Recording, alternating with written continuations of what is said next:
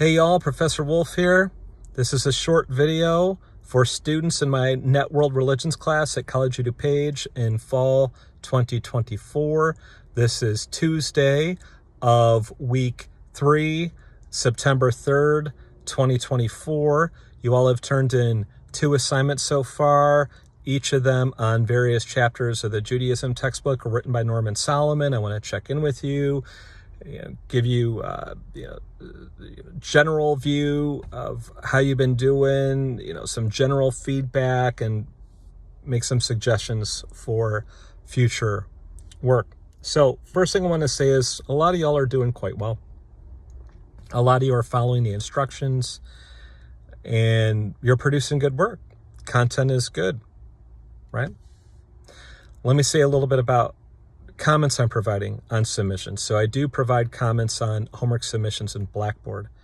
Now, I have a large number of students and I assign a lot of work because I think it's crucial for students not only to learn the material that we're studying in class, but also to build their basic academic skills, their core academic skills, critical thinking, reading and writing, and so forth. Thus, I don't always have time to provide a lot of feedback, but I do try with every submission to provide at least a bit. And I did provide feedback to a number of you, especially on big questions, especially on questions who are asking you to reflect on what you had read and to develop questions of your own about Judaism, right?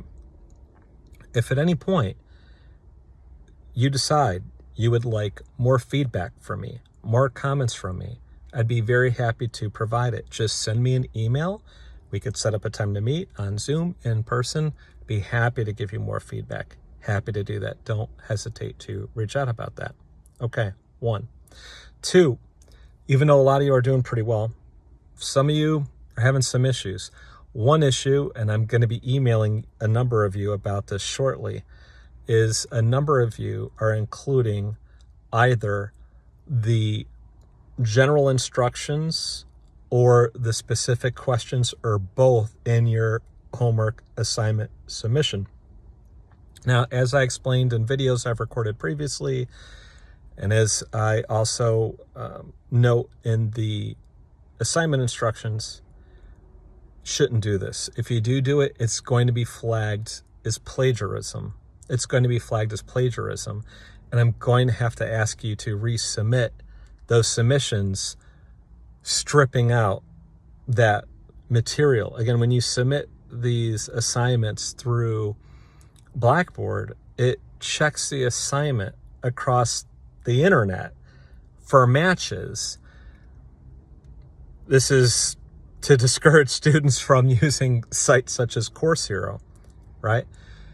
If you leave in the general instructions, if you leave in the specific questions, it's gonna be a high hit because someone else is going to have submitted the assignment through Course Hero, and you're going to get dinged for that, and it's going to get marked as plagiarism. I have to ask you to resubmit the assignment and strip all of that out and resubmit it through Blackboard. So I'm going to have to do that. I did address this in prior videos, and I address it in the assignment instructions. So I'm going to have to ask you to do that.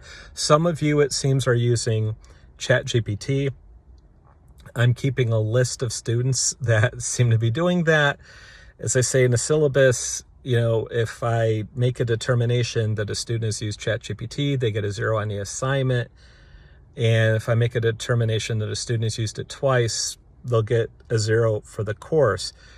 It could be you use ChatGPT once at the beginning of the term and once at the end, and I catch you at the end, I will actually review all your previous assignments. And if I determine that you've used it twice over the course of the term, you get a 0 for the term, even if we're in November or December. That's just how that's going to work, right? So I wouldn't use it. There's a number of you, I'm pretty sure you've used it. And actually, I'm going to be doing some investigating on that. So some of you, I think, may have used it twice. Some of you are going to maybe hear from me soon, and you're going to learn that you already have a 0 for the course. So a little more on this. I've already addressed this in prior videos. I've addressed it in assignment instructions. I'm going to review it again. Be careful with how much you quote the text. If you quote the text word for word, the more you quote it word for word, the higher hit you're going to get for plagiarism. Now, it's not that you can't quote the text at all, but you need to be kind of sparing with it, right? And again, it's not just about plagiarism, it's about critical thinking. The more that you just quote the text, the less thinking, maybe not always, but in many cases, the less critical thinking is really going on. Some of you may say, but it's really, really difficult for me to take the material in the text and put it in my own words. I get that. But that's critical. That's important. If it makes your brain tired, that's how you know your brain's actually getting a workout. If you go to the gym and your arms never get tired, you're not getting stronger, right? It's the same principle here. Your brain should get tired. This should be challenging for you, right? So you need to rely on quotation as little as possible. You can rely on some per assignment. You might say, what's the exact number? I can't say what the exact number is. It depends on the number of words and so forth. And I can't give you an exact count for that. I will say that as long as you're trying to be responsible with this, you're not going to get flagged for plagiarism. And if you get flagged for it, I will take a closer look at the assignment, of course. But really, you need to not rely so heavily on quotations. Some of you actually, you quoted everything. Some of you, I'm going to be sending you an email back and saying, you have to redo this or it's going to be a 0. Because as far as I could tell, you could have just copy and pasted everything right out of the textbook. There's not necessarily any learning going on with that. And again, I know that some of you may be saying, well, look, I'm not planning on being a rabbi or a priest or a pastor or an imam or whatever. Like, I'm not planning to get a job in religion, but this stuff is actually really important to learn. And again, it's not just about the specific content. It's not just about religion. It's about developing critical thinking skills and critical reading skills, which you're going to have to apply in other classes and in so many jobs. You just wouldn't believe it. And in life, right? You can't have like ChatGPT like do all your thinking for you. And life, will not go well for you, right? And those who can't get an assignment done without using ChatGPT, they're not going to have jobs in the future because ChatGPT is going to be doing their jobs, right? So there's a lot more I could say about it. But seriously, folks, I know this might be more challenging for some of you than other classes. That's maybe not a bad thing. Maybe that means those other classes actually didn't push you enough. You really got to develop critical thinking and get good reading and writing skills. And there's no way to do it other than practice. It's not like if you're born smart, you're good at it. And if you're not born smart, you're not. It's not like some people are just born good skateboarders and others aren't. You just got to practice. Everyone can do it. And if you do it, you kind of fall and you hurt yourself sometimes. That's just the way of the streets. That's the way of skateboarding. It's also the way of college. It's the way of life, right? All right, so let me say a little more about this, about quotation and paraphrase. I've talked about this before. Here goes again. I could find you some nice resources on this too. Quotation is when you're taking the exact wording of the original text, copying it. You got to put quotation marks around it. If you take the exact words of the original text and you don't put quotation marks around it, that's plagiarism. That's an F. Paraphrase is, let's talk about paraphrase, not just paraphrase, actually paraphrase and summary. Paraphrase and summary is when you're taking the original text and you're putting it in your own words. What's the difference between the two?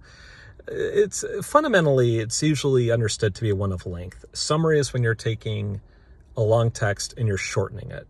So for example, a paragraph, maybe you summarize in 1 or 2 sentences, maybe 3 sentences, like maybe half a paragraph even. A whole page, maybe you summarize in a paragraph, like a chapter, maybe you summarize in a page. You're taking the original text, putting it in your own words, you're shortening it, boiling it down to the essential points, right? Paraphrase usually is pretty close to the length of the original text, okay? So there it is. In all cases, you're supposed to cite your sources. I'm not asking you to do this for this class because I'm basically telling you you're only allowed to use one source.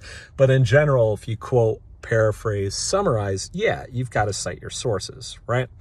Another thing is that if you take the original source and you quote it like word for word, but then you change only just a little bit, and you don't put it in quotes and you call it a paraphrase, that's actually plagiarism. If you stick really close to the original text, you should just quote it and put it in quotation. If you just change just a teeny bit and call it a paraphrase, it's plagiarism. We've got standards. This is how this works. There's actually really good reasons for all of it. If you want to talk about it, happy to talk about it in office hours. Again, I know this can be difficult for you. Just do your best. I am looking and reading every submission. I'm not just relying on the Blackboard software to crunch numbers for me. I'm looking at the submissions, but it's really meant to help y'all. Another thing is this, right? If you're really, really having trouble, you could do this. Quote the textbook, but then try your best to paraphrase it. And you can even say, you could say, Professor Wolf, I'm trying my best to paraphrase. This is really hard. Maybe English isn't your first language.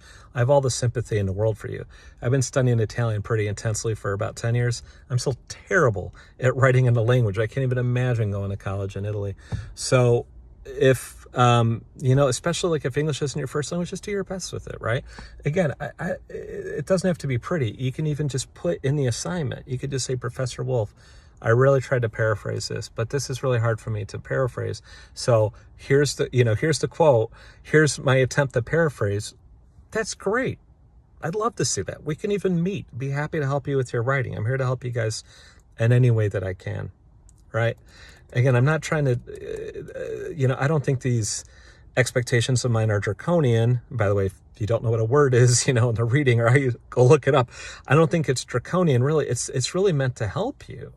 I talked to I'm just getting a little more on this. I have friends, most of my friends are not philosophy professors, right? Or religion professors. I have a lot of friends who are accountants and bankers and things like this. And they tell me all the time that, they're running into a lot of college grads that really can't read very well. They can't write very well. They can't do these tasks with any kind of text, even a basic financial text. Those students are not getting jobs. Those graduates are not getting jobs. You can practice this with anything. Let's practice it with religion and learn about religion along the way, which is really, really fascinating, interesting.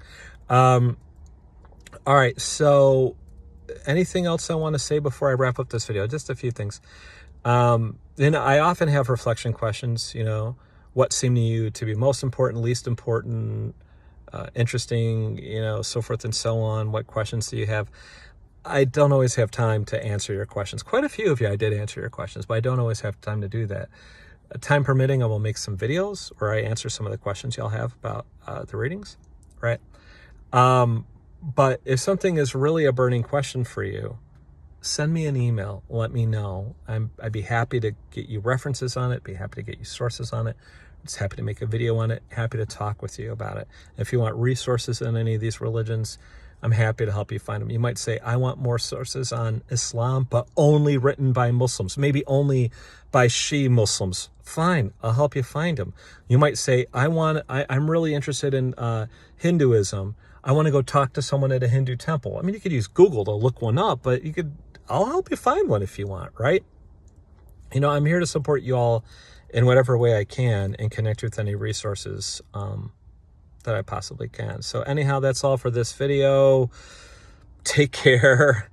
And if you have any questions at all about anything relating to homework of the class and in general, just please let me know. All right.